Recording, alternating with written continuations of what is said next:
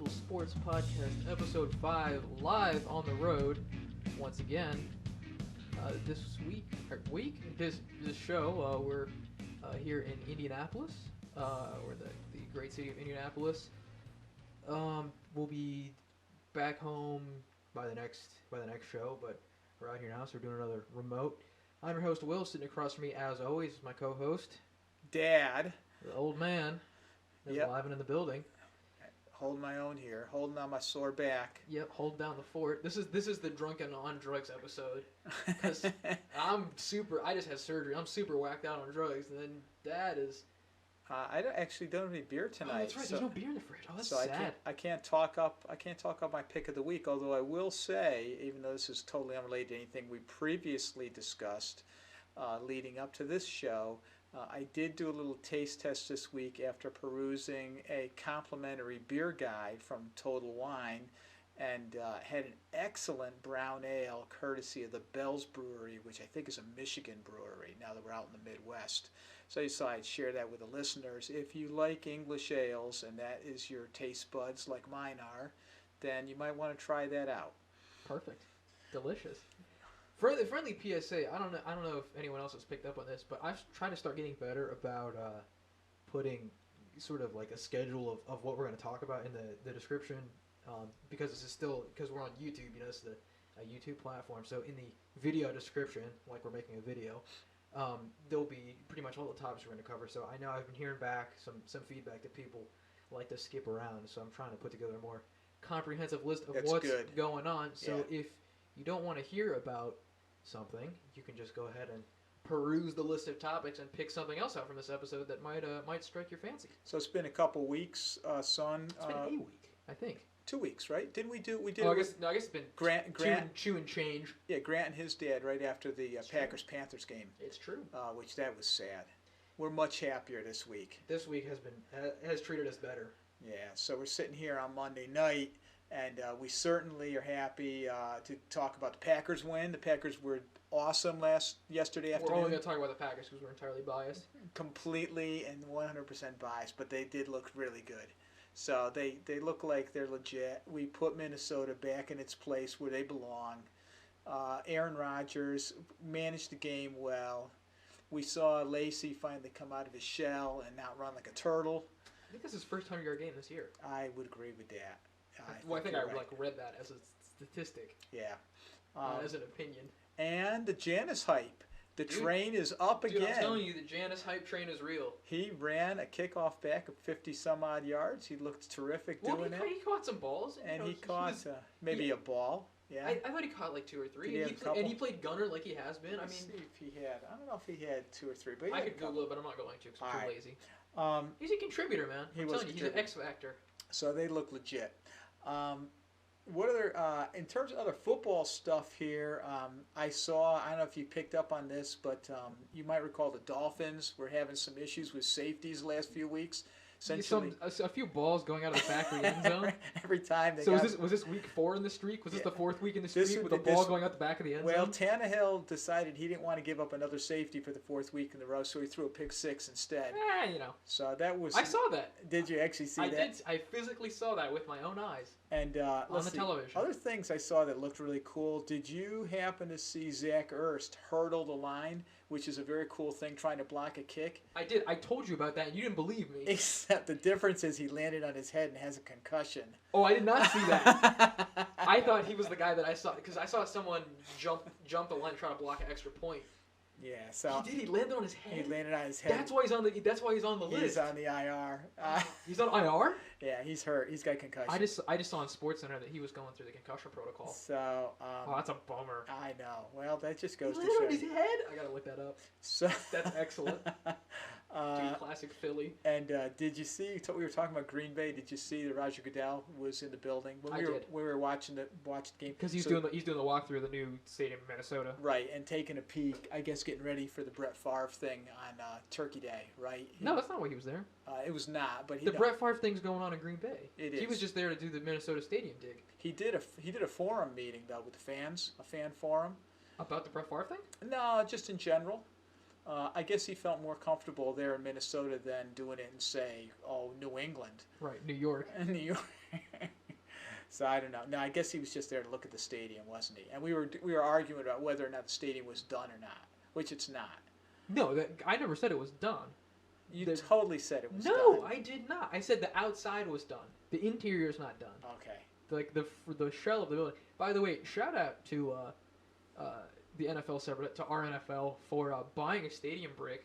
So I'm sure the Vikings appreciated your support, and the rest of us fans appreciated the joke that they printed on the brick, because they do like bricks. It's like, I don't know about this. Yeah, I know about the brick thing. Well, you give them $250 and you get a brick, and the brick costs like $20, and the rest goes to help building the stadium. So the NFL subreddit bought a brick to help contribute to the new stadium. All right. And the inscription that they had placed on the brick was in memory of Brett Favre, a Packer or Viking forever.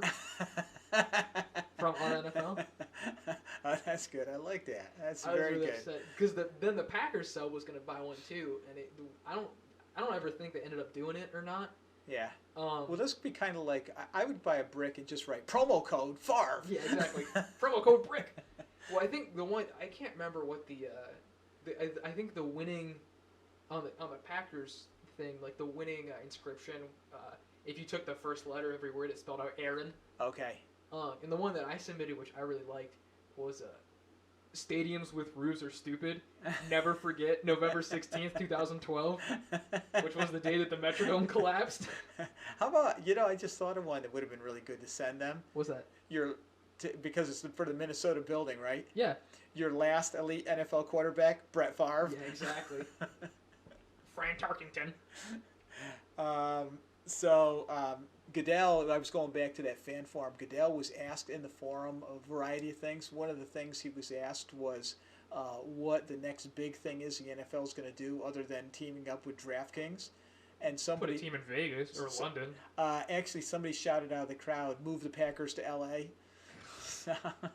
Get on that LA bandwagon. Oh man, how many? So by next year, there's going to be 8 teams in LA and 8 teams in the rest of the country. What else did I see? I saw Jason Hatcher talking after the Redskins got totally blown out yesterday, blaming the officials on the loss. And in addition to because of the name, I saw this because they're called the Redskins and it's a racist name, so that the refs take it on their team.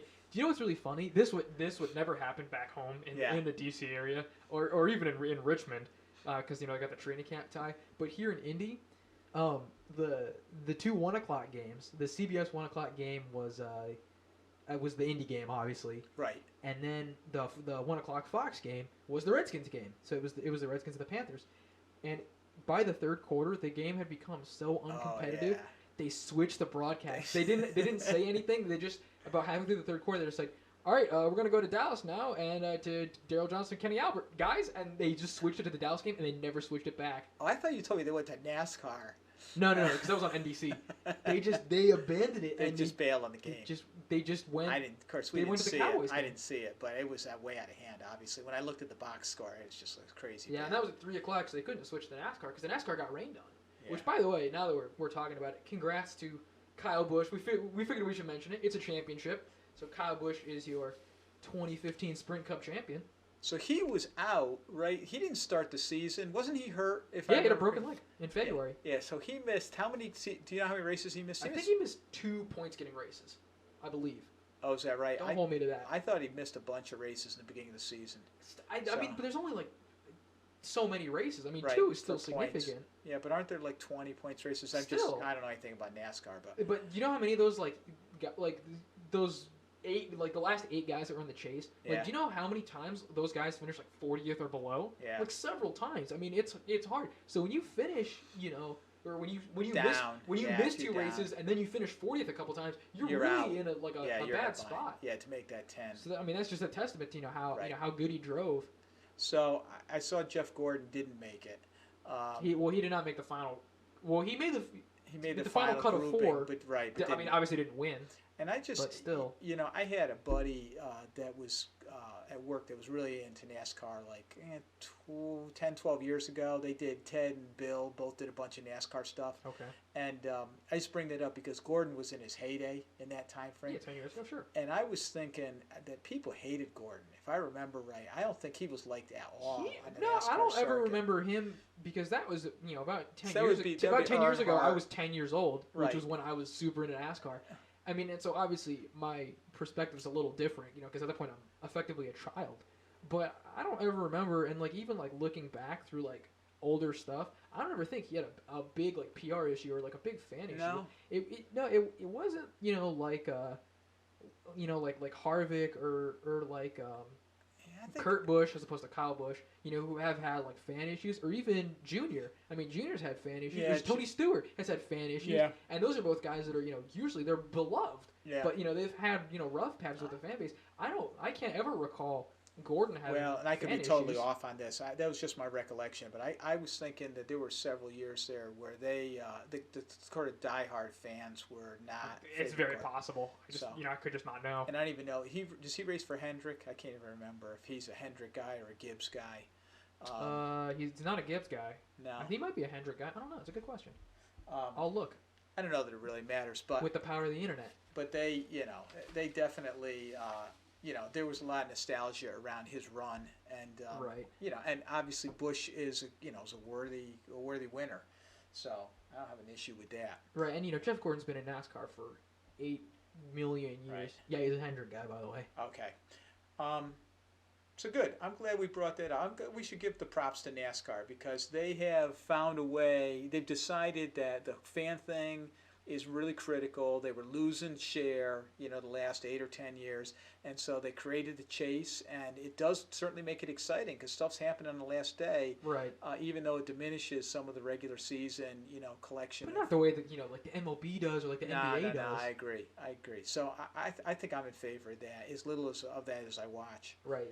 They figured out, and they're bringing fans back, and I mean they have amazing fan turnout, so it's awesome. I mean, I'm part of it's they got the great access, which none of the other, not really any of the other leagues do, and none of the other major motorsport series do. There's no access at all, compared to F1. No, you're right. Oh my God, they might as well be in a gated castle. No, the access thing is good, and the other thing that they did really good, which Fox gets total props for, is all the camera things. I mean, they've made it such a standard now, but putting the cameras in the car, the cameras are on top of the car, they're in the bumpers, they're in the drivers' helmets, they're on everywhere. The track, they are everywhere. So that piece of it is really good, and it definitely gives you a different flavor for the race.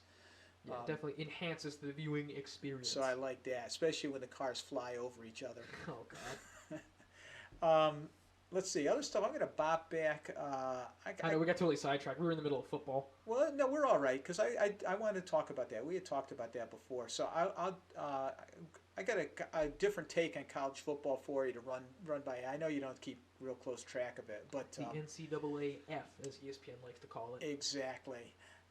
So I'll tell you how I'm going to do this. I am going to introduce this topic by reading you. This is going to be like when you took SATs, okay? When you took God. SATs and you did lists, and you were given a list of stuff, and you had to identify what didn't belong on the list or what did. That's not like an SAT thing. That's like a 8th grade standardized test thing. Perfect. So I'll give you a list. Make an analogy.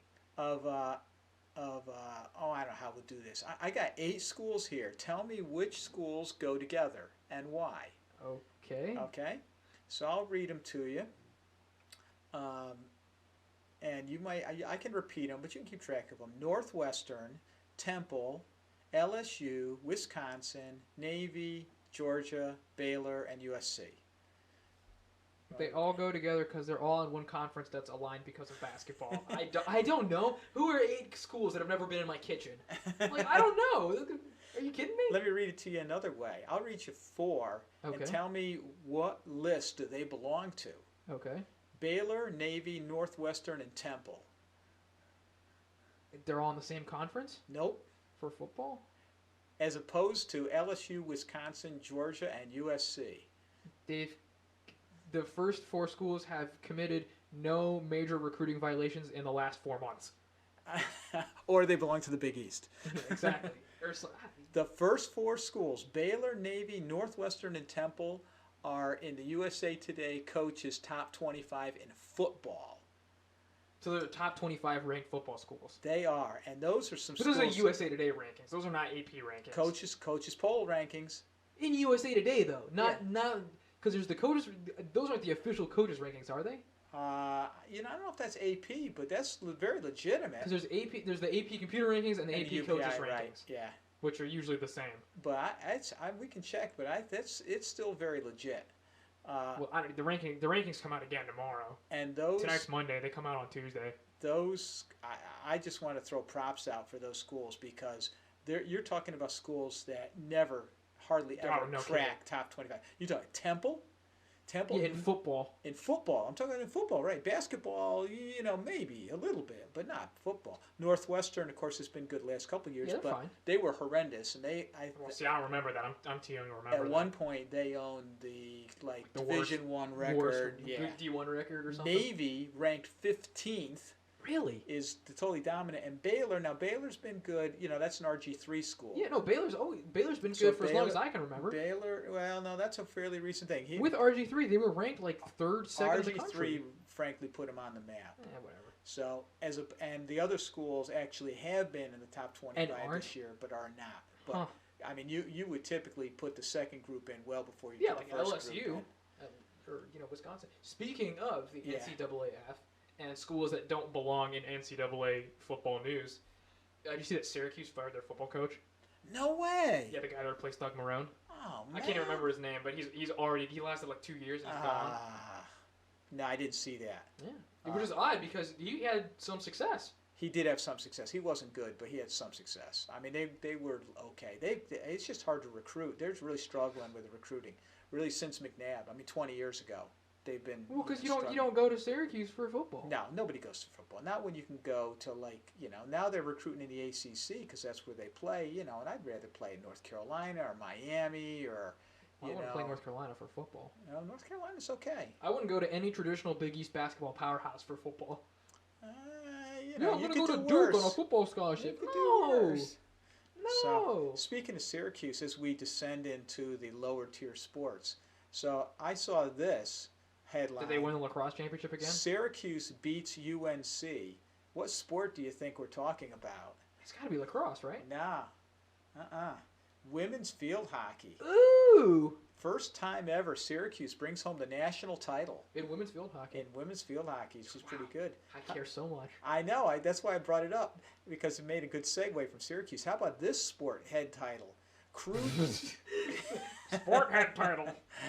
Crew takes lead versus Red Bulls in finals. Who are the Red Bulls? What school do they go to? What sport am I talking about? American. The MLS.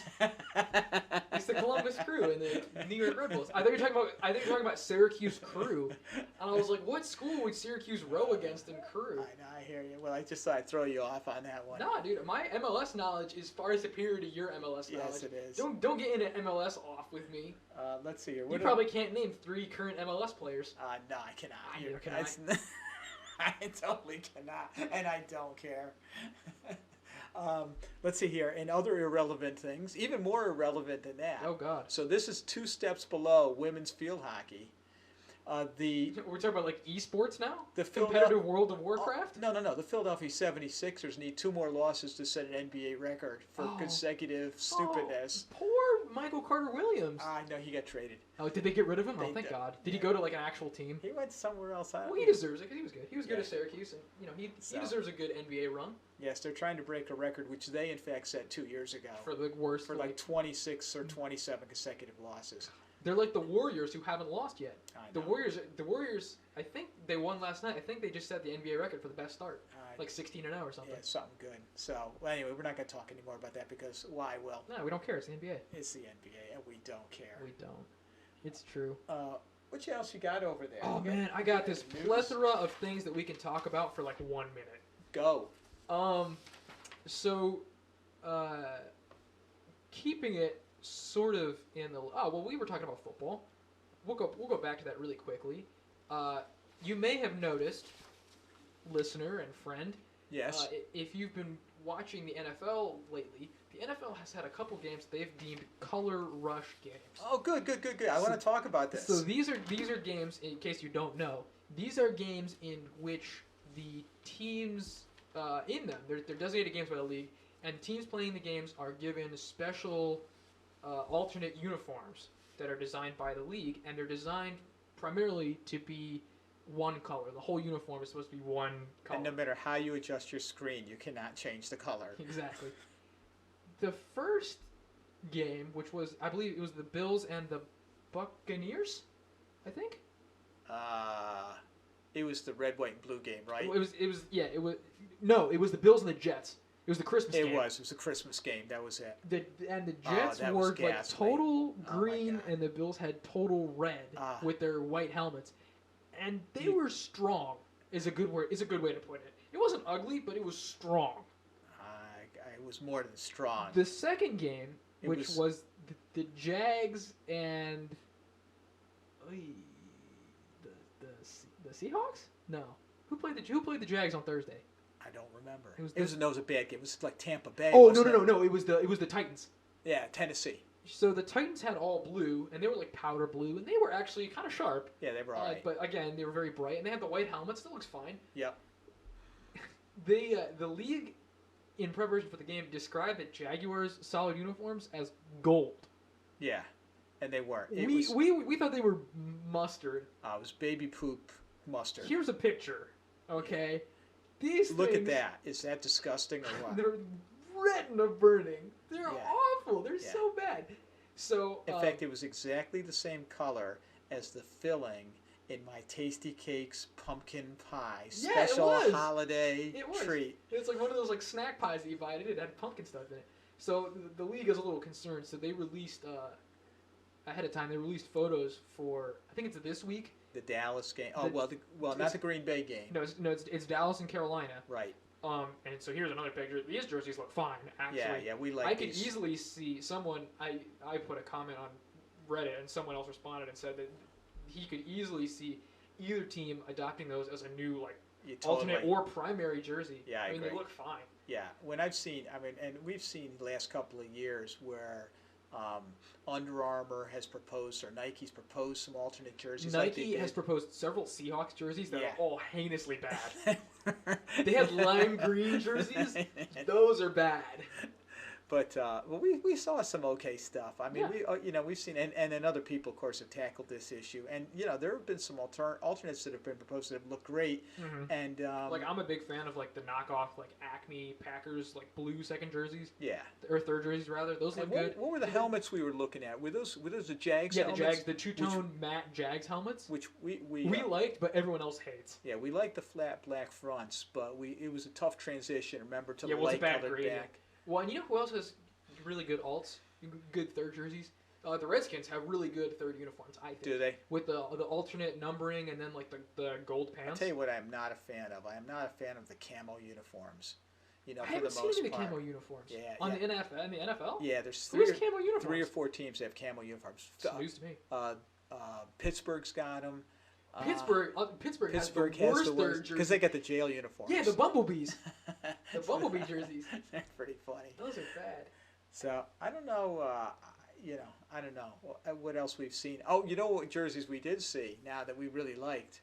The jerseys I liked were when we played hockey the other night. And we saw the Connecticut Whale. Oh, Connecticut Whale? Yeah, not the Whales, Connecticut Whale. With the knockoff Whalers uniforms. Yeah. Which is still one of my all-time 5 favorite jerseys. The Whalers jerseys? I love the Whalers. The emblem. Not the jerseys, the emblem. With the W and the H with the whale, the blue and green. Maybe that's what I'll get you for Christmas. I was thinking about, I don't know what to get you for Christmas. Maybe I'll get you that. I just think those were awesome. I really thought those were clever and awesome. I've just ruined my surprise. Because I've had the idea about 3 years in a row and then I keep forgetting right at Christmas. So good. This will be a way for me to remember. Okay. What else you got over there? Okay, so that was one quick hit. Let's see what else. What else is in the stack? I got this folder right here. I didn't know. I did see something which, I was flipping through the USA paper and saw that they took something which we did actually a while ago, and they have stolen our idea. Have they? They have Harrison Awards. What is the Harrison Award? The Pittsburgh linebacker for the participation award. Remember we talked about this in an earlier podcast? Oh, yeah. So they have the Harrison. They're now giving Harrison awards for non-participation for NFL activities. For instance, they commemorated the Eagles' defense this week for not even showing up at the game. Well, you could do it like cross league. Like you give a Harrison Award to what's his face, Beardman for the Rockets. James Harden for his that play, that famous play where he stands there on defense and lets everyone run by him. He just lets people go by him. Yeah, right. yeah. Here's something else while we're keeping it in the Big Four. I got something in the stack. Here's a great headline. Major League Baseball hires Sport Integrity Monitor to investigate suspicious gambling activity. Oh, dude, that's like that title that I talked about last week for the Patriots guy. Remember? The title that didn't exist anywhere else in the sport. No, it's not a title. It's a company. The name it's an English company. Oh, the name of the company is Sport Integrity Monitor. They're also known as Sport IM. Well, this is an issue. I'm telling you, this daily fantasy thing is going to be an issue. And you saw in the news. Well, that New York banned it. New York essentially took it out, and Massachusetts is working on controlling legislation. Well, and then the way that they responded, so I can't remember, one company banned people in the state from accessing the games altogether. Not just the paid games, but also the free games. Yeah. And the other website did the complete opposite. They're continuing to let you play the paid games for money. And they're just like, nah, whatever. I saw that. We do what we want. Yeah. No, but this MLB thing, right? Yep. So MLB, now that we've like jacked the headline, I'll put in a new timestamp for this. So Major League Baseball hires Sport Integrity Monitor, Sport IM, to investigate suspicious gambling. Yeah. So the thing is that everybody, when they did that, everybody freaked out. And said, "Oh my God, who's gambling now? Like, what's this new gambling scandal?" And the league basically was like, "Okay, nothing's happened. It's just a precaution, and it's about the worst lie ever." Of course it is. You know something's going on. And they just haven't said anything. It's a total PED thing. It's got to be. Well, it's a huge money draw. So I don't follow that. Well, gambling on baseball is a huge money thing. Of course it is. Yeah. So Nevada tracked bettors wagering. Here's the numbers from some betting information authority of some kind. So it says that Nevada handled $720 million in bets last year on baseball. Okay. They estimate that that's 1% or less of the total money gambled in baseball. Yeah, I completely agree with that. Then they've known for a long time that most of the pro sports wagering is not being done legally. I mean, the number is it's not like office pools and whatnot. It's in the single digits is being gambled through legal sites. So all the rest of it's happening out of the offshore, out of the country. So it's not just the fantasy stuff; it's just all the other offshore stuff that's going on. Well, yeah. You got to make money somehow. Everybody's got a bookie, man. I don't have a problem with that. No, they don't bookies anymore. They just are offshore. Yeah, even offshore bookie. You pay him, but now, like, if you're tech savvy, you pay him with, like, bitcoins. Yeah, you do it. It's, like, totally untraceable, and then it's almost legal, right? It's almost something. All right, right now, we're absolving ourselves of any responsibility. If you gamble and pay in bitcoins, we are not responsible. You cannot sue us. Do not attempt this at home. In fact, this entire conversation is hypothetical. Exactly. Pay us in bitcoins. Is what comes out of this. News update. The 76ers have lost 17 more games, and we still don't care. Oh, no. So I have more things. Do you have more things?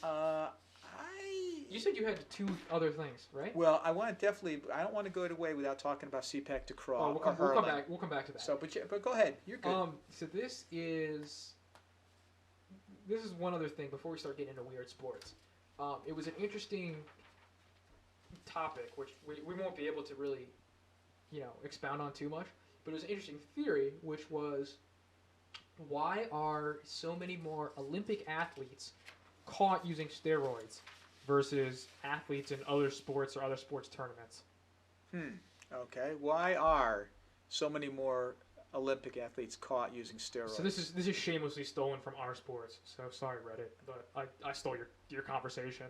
But I thought it was interesting, and I thought we could, because I know you haven't looked at this Reddit thread. I have not, because I don't read Reddit, right. So I just figured it would be interesting to bring up. All right. So I just want to hear your thoughts on why that is, and we could perhaps discuss. Well, let's speculate. Why would they get caught? Because I think I have the right answer sitting in front of me. They would get caught. First of all, a lot of Olympic athletes are independent. They are almost independent contractors, although they're loosely affiliated with their organizations. What do you mean by that? I mean that they're under sort of team environments and for their various sport or activity. So they're not independent then? Well, if they're part of a team.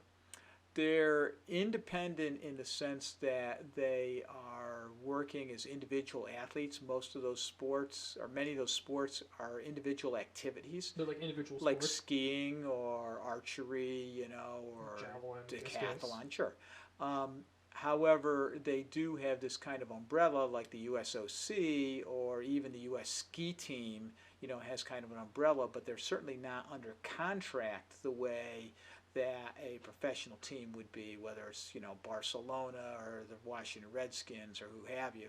So what I'm kind of building to say, if you were a young athlete, you might take your guidance from a doctor under the U.S. ski team who might be trying to get sort of more performance out of the entire team. But you wouldn't necessarily have all the sophisticated health guidance that you would get from like a pro sports franchise? A pro sports team, which has a lot more invested. So that's kind of my guess, is that but that doesn't explain why you would be caught. Well, the athletic testing process for Olympic athletes seems to be a lot more stringent than it does in the pro sports. A lot more like rigorous. Rigorous, thank you. Okay. So that's I'll go with that for starters. That's kind of a roundabout way to arrive at that, and that I mean that's what everyone here, and that's my opinion. That's what everyone here is saying, which is why I think it's the right answer, because multiple people have come to this sort of conclusion. In that the testing for the Olympics is like super rigorous, and the same with the Tour de France is super rigorous versus like the NHL. And it's also like totally random. They could show up and test you at any time, whenever they feel like it, and so you have no way of like knowing in advance. Whereas some of like the CBAs, for leagues, at least in American sports, like the testing is like scheduled way in advance, so like when you're gonna piss like a month in advance. Right. So you can beat it. Well, if you know it's coming, you can beat a drug test. But drug test is not hard to beat. They got random testing in the MLB. Well, in the MLB, because they out of the 4 leagues, they really got shafted publicly because they had the whole Jose Canseco thing, and then they had the Clemens thing. Right. So of course they had to do it. But I think the NFL has provisions for random testing. But I don't think they actually do it. Yeah, I don't know. They don't do it and the NBA and the NHL don't test. I mean, they just don't test. Yeah, lots of guys in the NFL get caught though. I mean, they get caught all the time. Yeah, but when you get caught in the Olympics, you get banned. When you get caught in the NFL, it's you get suspended and fined $5,000. Yeah, it's like pocket change. Do you remember who Ricky Williams is? Yeah, I know who Ricky Williams is. Ricky Williams had one of the greatest NFL headlines of all time. And the headline verbatim read, "Ricky Williams blames pot on failed drug test. I got high." The quote is, "I got high and forgot that I wasn't supposed to get high." And I missed my test. I don't even think that was it. I think he just got high and then was like, "Oh, dude, I can get high. It's totally fine." And then took banned substances in addition to weed. And then pissed and failed his piss test. Yeah, I don't know, but I guess you're right. The Tour de France, where not only do they throw urine in your face as you ride by, but I guess it's drug laced urine. I guess they catch it as you're pissing off your bike. Yeah, it's the testing's super rigorous. And then the other thing that someone pointed out, which I thought was a good point, was that it's the cyclical nature of the Olympics. It's every 4 years. Right. And so the window that you have to perform is so much shorter because you're in your prime for the same amount of time. But you get so many fewer opportunities to perform, and so you would be motivated to do good because you only get 1 or 2 shots at it. So you really want to do good. Yeah, I wonder if people they fall behind their training, and because they're trying to hit that window, they ramp up with drugs. I wonder if that's part of what's going on. Well, the thing is, it's not. Or they get hurt. Sorry for interrupting you, but I'm wondering, if you kind of have like a Lindsey Vonn situation. I'm not saying she's there, but. Where you train and you train and you try to come back, which of course a lot of pro athletes claim happens to them. They get hurt and then they're trying to get caught up. Right. And that's why you take with steroids. Because steroids is not necessarily a strength thing; it's a recovery thing. The right. steroids help you recover faster, and the byproduct of that is if you're not already recovering for something, if you're healthy, and then you're taking steroids, you recover faster, so you get stronger because you're ready quicker. Right. But then you get the HGH issue. Well, I mean, that's the point. Is that like taking steroids doesn't make you stronger. Taking steroids makes your body recover faster. Supposedly. That's theoretically how it works. That's right. So that's why it looks like you're getting stronger, because if you have nothing to recover from, then you're like recovering on nothing, so you're improving on nothing, so you're getting better. I don't know what's going on. I'm on drugs. Yeah. I'm on steroids. My brain's not on steroids, but the rest of me is. What else you got? And that's like everything else is like more kind of weird sports stuff. So we can move on to the wonderful world. The wonderful world of Speak Tekraw. Well, I only have one note about Speak Tekraw, but I thought it was interesting. It was actually a headline, but I'm not using it in the headlines portion of BSPN. I'm using it here, and the headline was Chinlone being revived by converting Speak Tekraw players. So what is Chinlone? What or who is Chinlone? Well, let me remind. Is it a snack food? It sounds delicious. It's made with seaweed. You can eat it while you're sitting at the beach. Mm. Can you, to remind our viewers, Speak Tekraw is a Far Eastern game primarily. Far East? Well, what do you want to call it? You know, it's like Malaysia. Asian. Yeah, Asian, okay. It's a Central and Eastern Asian game. All right, I'm with that. But, you know, Russians are Eastern Asians, so are Mongolians. And they don't play Speak Tekraw. At least I don't think they do. When you say East Coast, you know, the Florida's on the East Coast, but when you say East Coasters, you don't assume Floridians. I said Eastern Asian, dude. It's not, my point is that it's not the whole, like, East. It's not the whole coast. It's just some of it. All right. So, Fight me. Speak Tekraw, bite me. Is to remind you, is one of the most awesome games that you'll ever want to see. So essentially, it's volleyball with your feet, and these dudes have these acrobatic shots. These smaller, highly athletic, gymnastic-bound players hit these shots with their feet, flips and sets and all kinds of backwards, over the head, Pele-style soccer kicks to move the ball back and forth over the net. Well, in any case, Chinlone, come to find out, is a dying sport from Burma. Okay. And I'll just tell you briefly what it is. This is from Wikipedia. Wikipedia tells me that Chinlone is a non-competitive sport because there's no opposing team, even though you have a team of 6. The essence is not winning or losing, but how beautifully you play the game. Oh, so it's a style and subjective thing. It is. So it's good. This can replace drifting. Now drifting's out of season. I thought there was a parallel with drifting. That's awesome. why I brought it up. And it's played in a circle.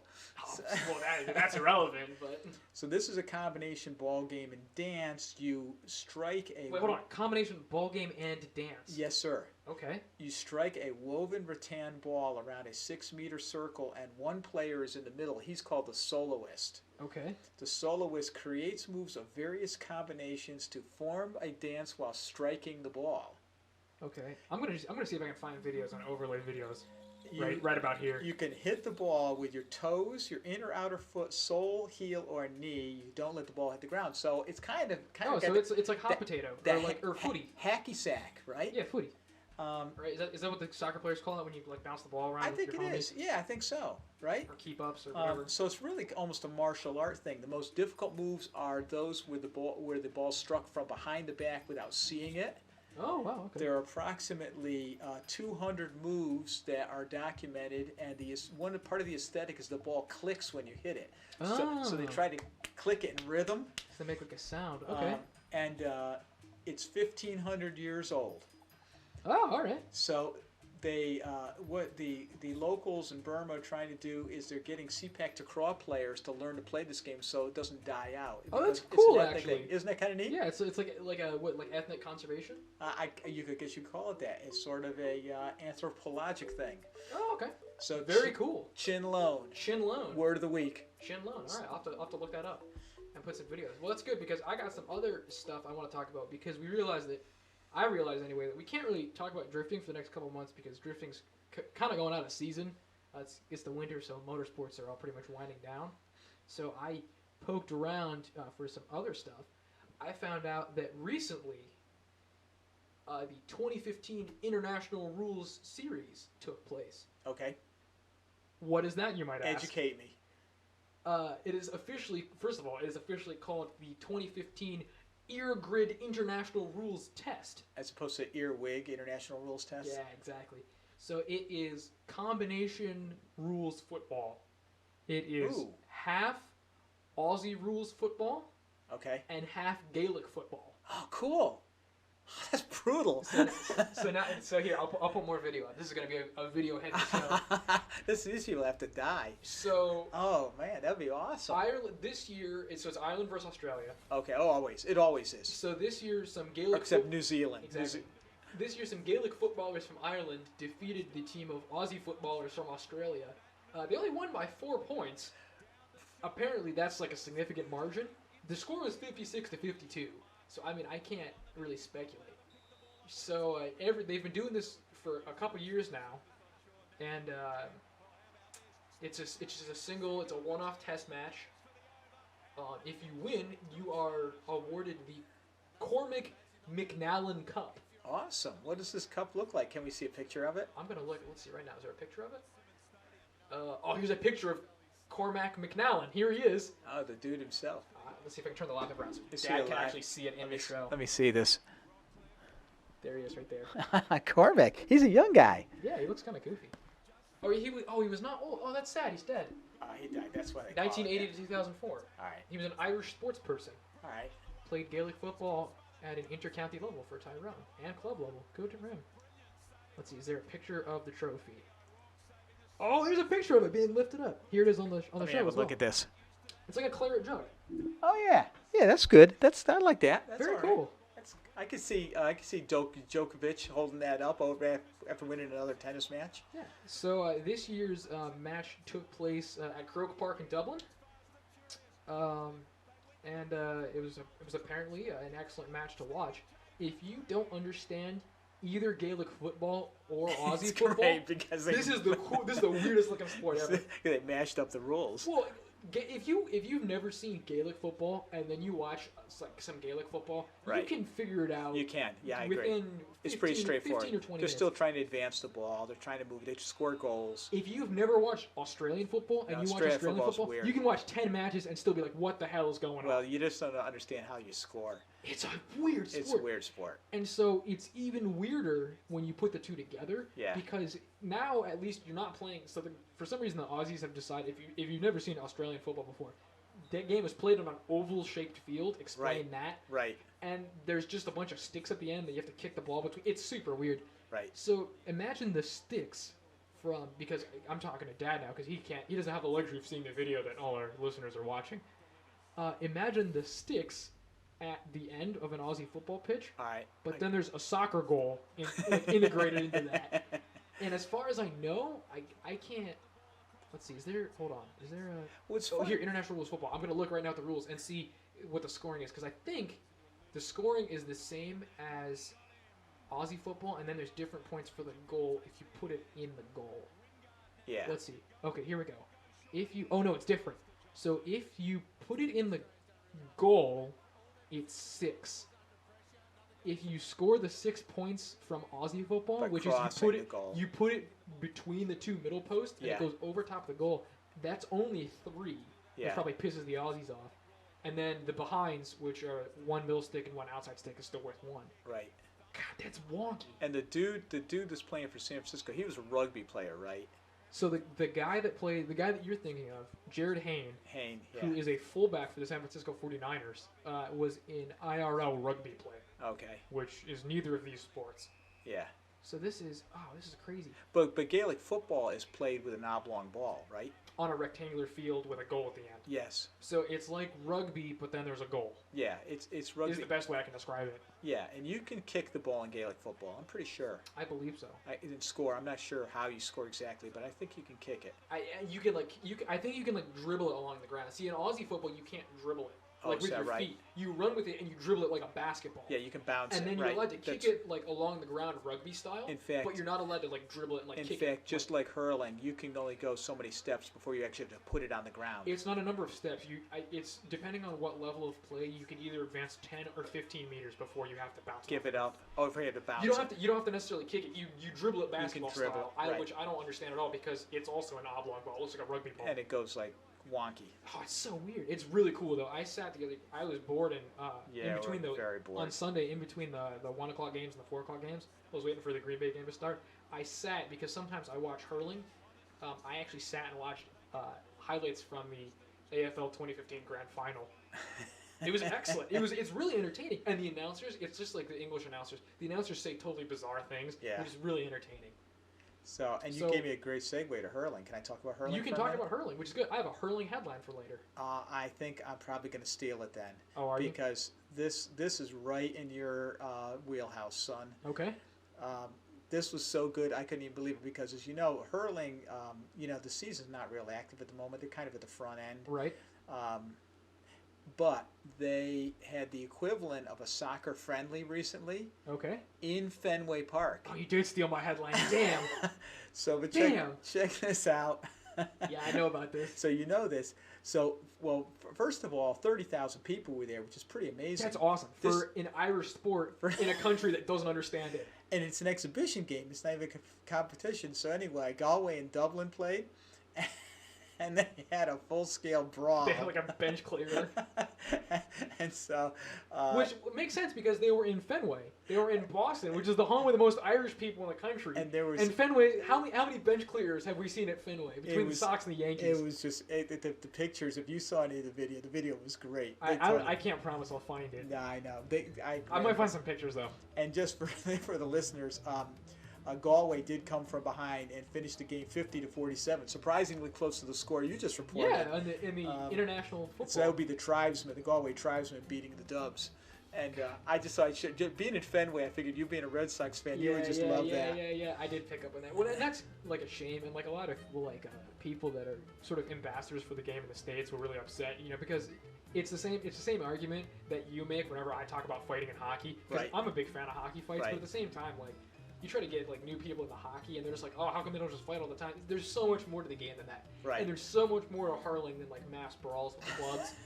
I mean, I'm happy to watch hurling, but I'm also happy to watch the mass brawls. The Twitter feeds were great, though. But it is a shame because there is so much more to the sport than that. So if you're a new hurling fan of the States, make sure you give it its fair shake. I agree. Please do. And we've talked about hurling in the past podcasts. We do like it, and it's an excellent sport. We find it entertaining, and it is. It's a great stick and ball sport. Just like we like lacrosse, we like hurling, and we like field hockey, which is why we mentioned it at the top of the show. Right. Exactly. Other than headlines, I don't have anything else. Oh, I got a few other things that I want to mention. Okay, let's hit your nuggets. We need to talk about a couple other alternate sports because. Let's see. I don't think I came up with any cricket news. I did not. I failed to come up with cricket news because just like everything else, cricket's kind of slowing down for the year. And the drifting's pretty much done for the year too. So I figured, I need to start replacing some of my alternate sports with other stuff in season. So I looked up a few odds and ends of things, some of which I'm saving for later. A lot of the other sports are also not current, but I looked up a bunch of sort of second-tier winter sports. Okay. And I'll be doing a series in future shows where we just discuss and learn about new sports. Okay, all right, that's good. Well, we can work on the ones we got, the thing is, I'm getting rid of mine because both of mine are like totally going out. So I will be educating you on winter sports. I see curling is in our future then. Oh no, that's way too mainstream. Okay. So this week. Oh, I know we're going to talk about that. We're going to talk about Chinlone. We're going to talk about that, but this week I also want to talk to you. I want to talk to you about two things. One of them is pretty normal because I mentioned BMX last time. Yep. Because I'm I ride bikes, so it's on my mind. Action sports is on my mind. While we're still in the little action sports sort of groove, I want to mention that the legend that he is, 78-million-year-old Tony Hawk, he's ancient, has once again come up with his skateboarding first. I think he's in his mid-50s now, actually. He's like 53, I think. He's only a little younger than me. He achieved something actually really cool that he's been working on for a while. I don't know, you may or may not know, Dad. He was the first guy on a skateboard to do a loop. Oh, is that right? Yeah. So he built like a loop in a half pipe. I know. Yep. And was the first guy around it. Skate around it. Yep. They were in a bull ring, as I recall. Okay. When he did it, they were like a Mexican bull ring, and he like broke his shoulder trying to do it. And he did it with like a broken shoulder. So he recently completed the first spiral the first horizontal loop. Whoa. So there's images now. It's like a barrel roll. Over top. Yeah, so he built, like, integrated into the ramp. He's got like a spiral set up. So it's like a half pipe. So he comes up over the top and then goes around the spiral and then it feeds back into the half pipe. Wow. So very cool. Oh, I got to see this. Yeah, you have to show this to me. Just come around. This is very cool. We're going to lose Dad. Dad's coming off his mic for a second. He's going to come around and check out this sweet GIF I have of him doing it. Okay. Oh, look at this. Look at this. Oh, it's loading really slow. Oh, it is. It's got a couple of hiccups. Oh, man, it's got the spiral down. It gives you kind of the turning top routine. That's very nice. Yeah, this will look better. So looks like he's dropping about 20 feet to get through it. I think it's like 15, but yeah. That's very sweet. He's so good. He's so smooth. Look how smooth he is. I know, right? If you look at like the video of him like trying to like learn it, he takes some pretty gnarly falls. Yeah. You would drop right down through the center of that thing. Well, when you can see like when he's learning it, they have like pads on the bottom for when he falls invariably. And not only that, but if you're coming in too fast, you'd go up over the top of that first edge. Yeah, I don't know if that was ever a problem. Anyways, so I just want to talk about that. The other sport, a new sport that I want to talk about, the first sport I want to highlight in my series of alternate sports is the sport of yukigassen. What is yukigassen? Yukigassen is a Japanese word it's actually a portmanteau of two Japanese words. The yuki, which is snow, and battle, gassen. So it's literally... Which means... Snow battle. Snow battle. Yes, yukigassen. So this isn't like one of these like snowball fights I see like on college campuses with like 10,000 people. Is that what we're talking about? It's not 10,000 people. The Japanese don't know anything about this. So it's organized snowball fighting is what this is. Oh man, do you use yellow snow? You actually do use colored, special pre-made colored snowballs. Where are you going here? I thought you had it up. I thought I was going to... No, I'm just educating you. Go sit back down. So yukigassen it's actually a team game. So you get two teams, 7 aside. Okay, there's a court with set like measurements. There's like a little like field. Okay. And the winner is determined through rules which are made by the Japan Yukigassen Federation. Of course. So it's Only played. the Japanese can do this. It's played like capture the flag. Right. Or like dodgeball. You're eliminated when you get hit. Okay. You get special gear. You get like a special face shield. And there's a set number of snowballs per team that are made in advance. Oh. So it's too organized. There are multiple tournaments. The World Championship is held in Sabutsu, which is in the Hokkaido Prefecture in Japan. There's also a European Championship in Kemijärvi in Finland.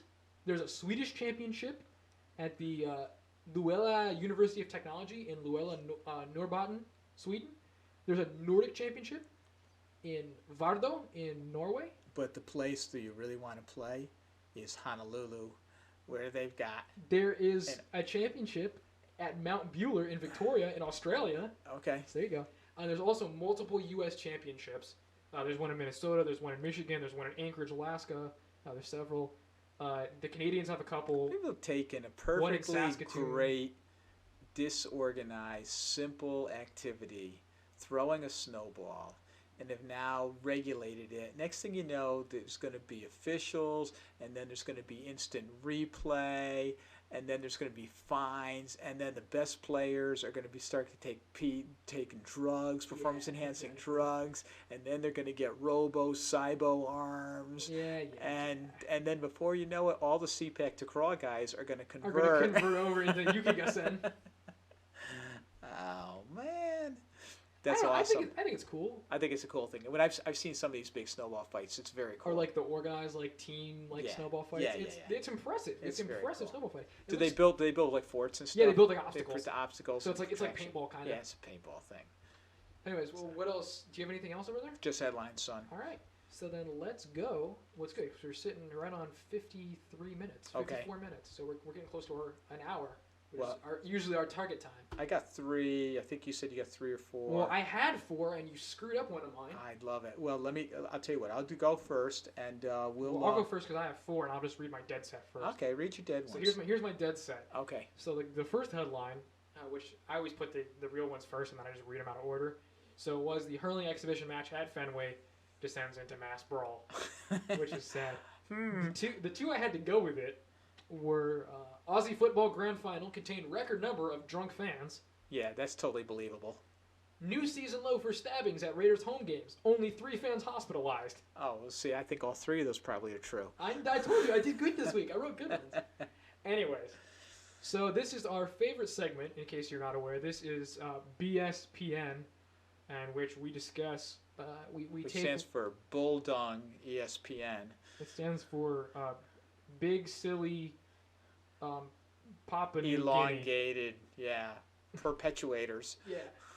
In which we take one sports headline that ran on the front page of ESPN.com or some other reputable sports news outlet, and combine it with 2 other equally silly fake headlines, and it's the job of the other host to pick out the real one from the fake 2 headlines. Bearing that in mind, sir, I'll have it go, and I'm going to try I try to keep in mind what we were going to talk about this week, so I would blend in some headlines with topics from the week. Excellent. So you may recall that the last couple of weeks we've had headlines related to equipment. Okay. I actually don't recall this, but okay. I specifically am talking about, well, you might recall... I am on drugs, so I'm taking some very strong painkillers. And the equipment we talked about is... Did you just lose your headlines? Dad's struggling over there with his technology. The equipment we talked about was equipment modification. I think we actually talked about hurling sticks, didn't we, last week? Or was it hurling sticks, or was it a hockey stick? It was some kind of stick that people were modifying. But anyway, the purpose was rules about modifications of equipment and how games were being changed. Okay. So. Oh yeah, we're talking about field hockey, I think. Okay, so in that theme, here are 3 headlines for you to pick from. Okay. 1. Night Glow disc approved by UFF for Ultimate Frisbee Championship. Ooh, okay. Number 2, pink ball cricket is start of a new era. Okay. Number 3, mechanical cat substituted for rabbit at Tallahassee racetrack. I, surprisingly enough, I actually know the answer to this question. And it is the pink ball cricket question. Oh, man. And before you go any further, I know this because I read this sports article, an article about this from my favorite disreputable sports news outlet, which I now want to plug. If you want to be amused by some of the worst English writing you've ever read in your life, talk about your bad translation. Head over to perfectnewsreporter.com. There's a link in the description. Not Perfect News Reporter, Perfect News Reporter. And they have, it's perfectnewsreporter.com/sport, I think, is where I get some of my sports headlines from. They have excellent headlines. And so this is the translation while he's scrambling that up. This is exactly the experience you have when you buy cheap electronics at Best Buy. And it comes with like half Chinese instructions. Right. Several things that I've ordered from Amazon have had instructions like this. So we just like to read it for the entertainment value. Oh, it's excellent. Let's see. Can I find the? Let's see if I can't find the headline itself. I'll jump back while you're actually looking that up. I will throw in the pink ball cricket category. So that actually, I picked that up from the Indian Express News Service. Okay. Because they do a lot with sports played in India. But the other thing that was interesting in that article, in addition to the authorization of pink balls for cricket, was the ICC, which is the International Cricket Council, I think is what it's commission. Commission, okay, thank you. Did approve a all-day and night test cricket match between Australia and New Zealand cricket. It will be played under the lights. So is it the first time cricket's been played at night? First time. Professionally? Yes, and so that's cool. That was a big deal. Cricket could use that. Cricket can use that, and again, trying to make the fan experience a little bit better. Cool. So I can't remember. I didn't actually read. I just read the headline. Is the pink ball thing? Are they up in arms about it because it's like increased visibility? They're not doing the pink ball as a breast cancer thing, are they? No. Okay. No, only the NFL would do that.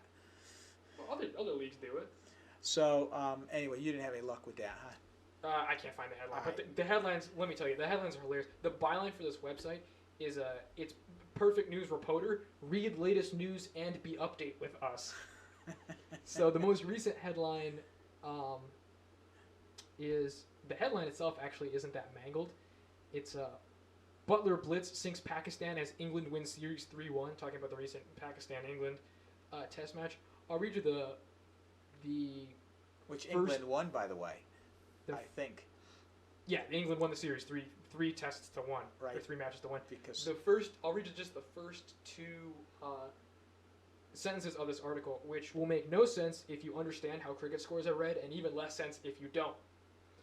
Joss Butler hit the fastest one-day 100 through an Englishman to manual England to an 84-run win over Pakistan inside the 4th and final day-night global in Dubai of Friday for a 3-1 collection triumph. Butler's 52-ball, 116 no longer out, his 100 coming off just 46 deliveries, coupled with a maiden century through opener Jason Roy, lifted England to an enforcing 355-5 before Pakistan bowled out for 271 in 40. Four overs. My favorite part of that is the maiden century. What is this? Anyways, they wrote an article recently about the whole Greg Hardy domestic violence issue. Never in my life has domestic violence been funny, and probably it never will be again. I sure hope not. But that article was hilarious, I have to say. I'm sure. Really. Oh, I read it to you. I mean, it was really. It was crazy. It was really bad. It was really out of hand. Anyway. All right. Moving on. Here's my next batch of headlines for you. Go.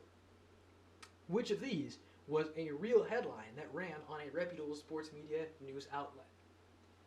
MLS president receives $6,300 ticket. New Jersey Devils owner lands helicopter in middle of soccer field, canceling youth soccer game. Mark Cuban refuses to give his fine money for swearing away to charity. I believe that the manager got the speeding ticket going to receive an award. You are wrong. Oh, no! The owner of the New Jersey Devils did, in fact, land his private helicopter on a middle school soccer field and refused to move it, and they had to cancel their game. I honestly think that I have read somewhere that some Major League Baseball manager got a speeding ticket going to get an award. Maybe. My headline was MLS president. Oh, was it? Okay. It was. But anyways, apparently,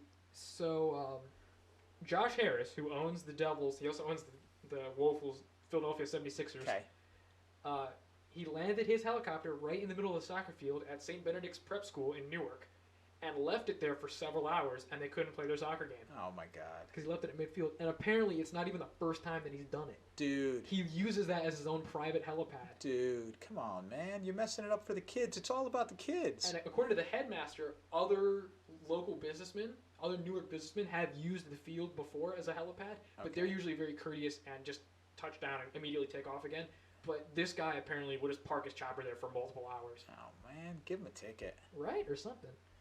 All right. By the way, also, the Mark Cuban headline, I said that I don't want to slander Mark Cuban in any way because Mark Cuban did actually receive a fine from some esports board because he's now taken up professional gaming as a hobby.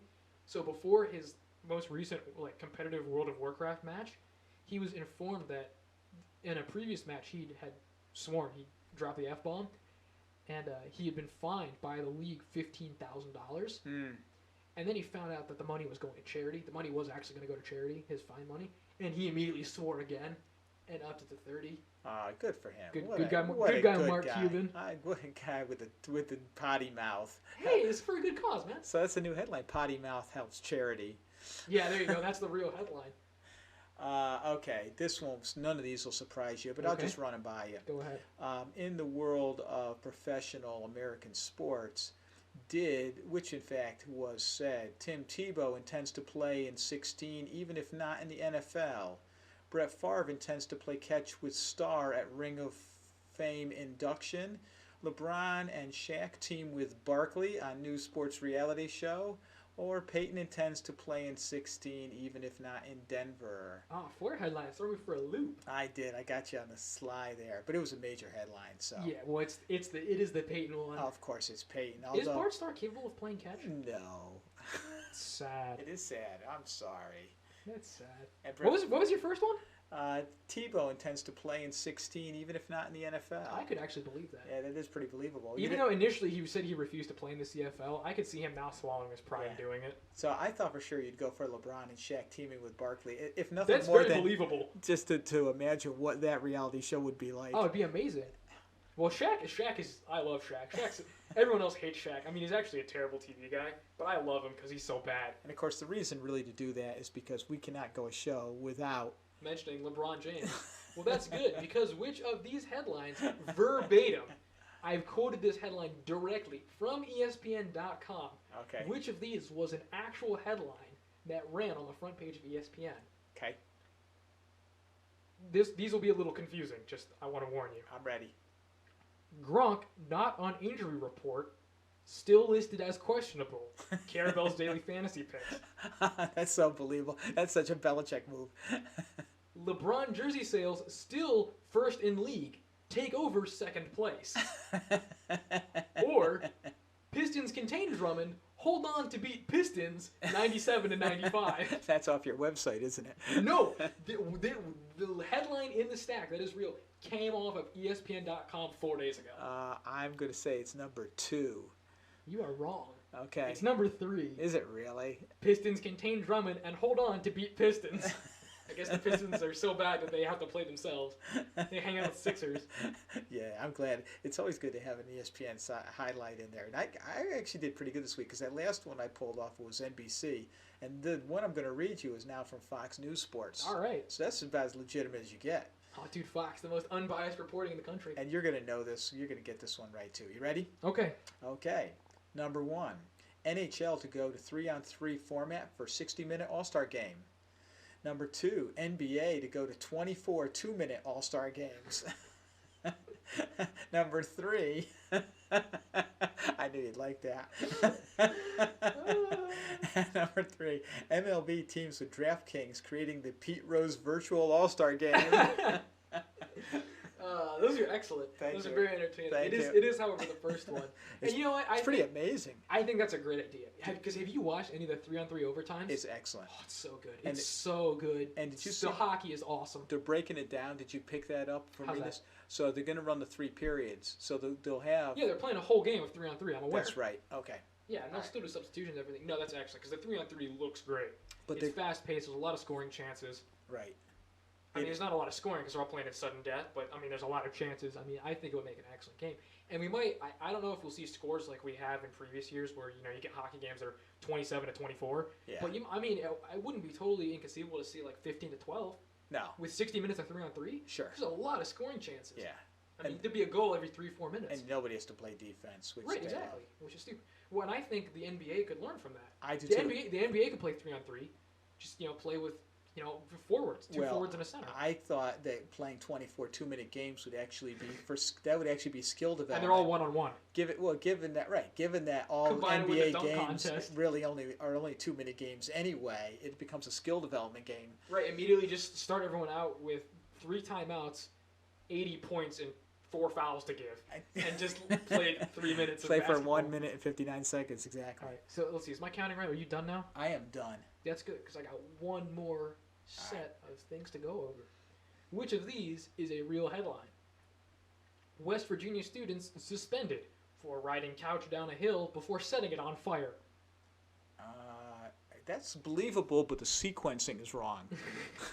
Wisconsin students ejected from game after throwing snowballs at cheerleaders. Oh, that goes right back to your sport there. What was the name of that sport? Oh, yukigassen. Yeah, thank you very much. Except they can't pronounce that in Wisconsin. You can only do that after eating a lot of cheese. Yeah, exactly. That's what comes out. Okay. Or is the headline, Cal Poly engineering students in hot water after putting VW Beetle in clock tower. Oh, that's just the third one.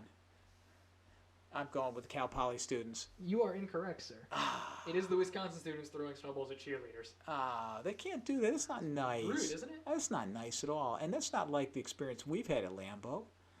Well, that's UWIS. So it's Badgers. I know, but they you know, the Green Bay people don't throw snowballs at anybody. Nice. I don't. They are nice. Drunk. Yeah, they must have been drunk. So And like I said before, there's no cheerleaders to throw at the Green Bay game. So they aren't. There's cheerleaders there. I love this argument. Oh my god.